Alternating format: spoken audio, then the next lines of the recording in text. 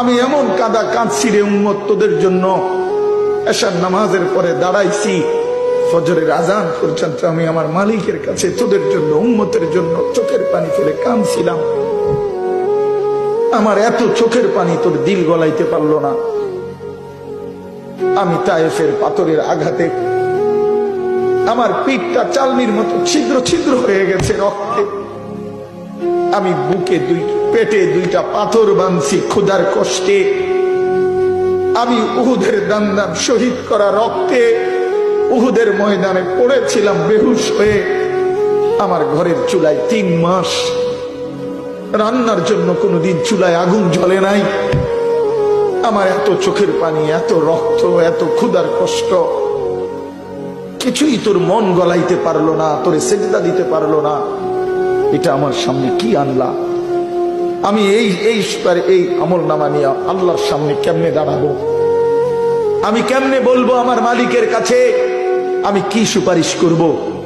আমি কেমনে বলবো রব্বুল আলামিন এটা আমার শ্রেষ্ঠ নবীর শ্রেষ্ঠ উম্মতের আমল নামা?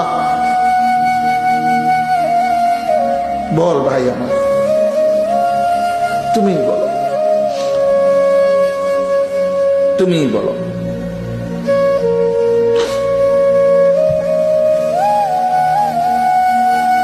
এত বিপুল পরিমাণ মুসলমান আমরা, 92% চাইতে বেশি মুসলমান আমরা, অথচ তারপরেও ইসকনের উগ্র হিন্দু সন্ত্রাসীরা আমার মুসলমান ভাইয়ের জবাই করে ফেলছে, রক্ত লাল করে ফেলছে জমিন।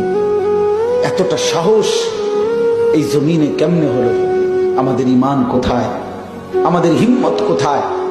আমাদের আওয়াজ কোথায়? এজন্য দোস্ত আমার, ছেলেরা, এই বন্ধুর কথা মনে রাখো। আর যদি কোনোদিন বলতে নাও পারি, আজ বললাম। যদি সুযোগ না পাই তো একবারই বললাম। ফিলিস্তিনের মুসলমান আজীবন রক্ত দিবে, তুমি আজীবন মোবাইল টিপবা, এটা কোনো জীবনের শেষ কথা না।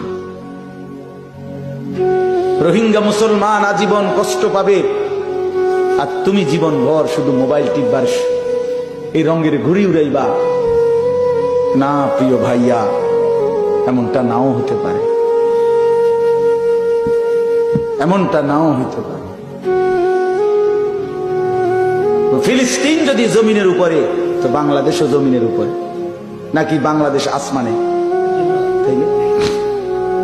পৃথিবীর এক প্রান্তে মুসলমান নির্যাতিত হলে, পৃথিবীর এক প্রান্তে মুসলমানের রক্ত লাল হলে, আরেক প্রান্ত আমরা নিরাপদ থাকি কেমন?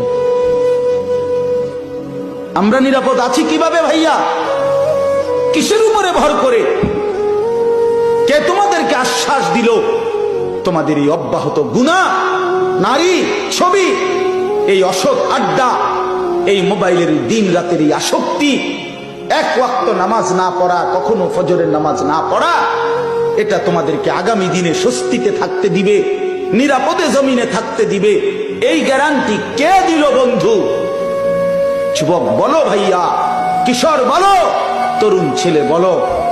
যদি পারতাম তোমার বুকে জড়াইয়া ধরে কতক্ষণ কাঁদতাম যে কেন নামাজ পড়ো না, কেন আল্লাহর সেজদা দাও না?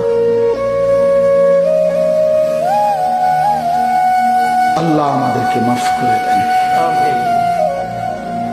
আমার কথা হলো, আমরা চিল্লাইয়া যাই, যে কয়দিন হায়াত আছে, সুযোগ আছে, বলেই যাই, আল্লাহর কথা বলেই যাই। আল্লাহ তাআলা আমাদের প্রত্যেকের উপরে দয়া করে। ছেলেরা, ফিরতে শিখো। রাসূলুল্লাহ সাল্লাল্লাহু আলাইহি সাল্লামের সামনে কেমনে দাঁড়াবে? আপনারা যারা, মাওলানা ইয়াহিয়া বলতেছিল আপনাদেরকে, মাওলানা বহু দরদ করে বলছিল এতক্ষণ, দাড়ি কাটাই চেহারা নিয়ে কিভাবে দাঁড়াবেন? 60 বছরের বৃদ্ধ বাবা বিড়ি সিগারেটের এই দুর্গন্ধওয়ালা মুখ নিয়ে প্রিয় নবী সাল্লাল্লাহু আলাইহি সাল্লামের সামনে কেমনে দাঁড়াবেন? 40 বছরের সুদের টাকা নিয়ে নবীর সামনে কেমনে দাঁড়াবেন? 30 বছরের লাগাতার টেলিভিশন চলছে যেই ঘরে, আপনারা ফ্যামিলির সদস্যরা নবীজির সামনে কেমনে দাঁড়াইবেন? 25 বছর ধরে, 40 বছর ধরে যে বোন কোনোদিন পর্দা করে নাই, সেই বেপর্দা বোন নবীজির সামনে সুপারিশের জন্য কেমনে দাঁড়াবে? কোনদিন ফজরের নামাজ পড়ে না যে মানুষটা, সে রাসূলুল্লাহ সাল্লাল্লাহু আলাইহি সাল্লামের সামনে কেমনে দাঁড়াবে? সুপারিশ কেমনে চাইবে বলে? দাঁড়াবে কি? এজন্য আজকে নিয়ত করি যে ইনশাআল্লাহ 5 ওয়াক্ত নামাজ পড়ব ইনশাআল্লাহ। ছেলেরা বলো বাবা, নওজোয়ান সাথী নিয়ত করো বাবা, হিম্মত করো, পারবা ইনশাআল্লাহ। তুমি পারবা, তুমি যুবক পারবা ইনশাআল্লাহ। নওজোয়ান তুমি পারবা ইনশাআল্লাহ। তুমি সেজদা দিলে আল্লাহর আরশ কাঁপা উঠবে ইনশাআল্লাহ। তোমার আওয়াজে, তোমার হুঙ্কারে, তোমার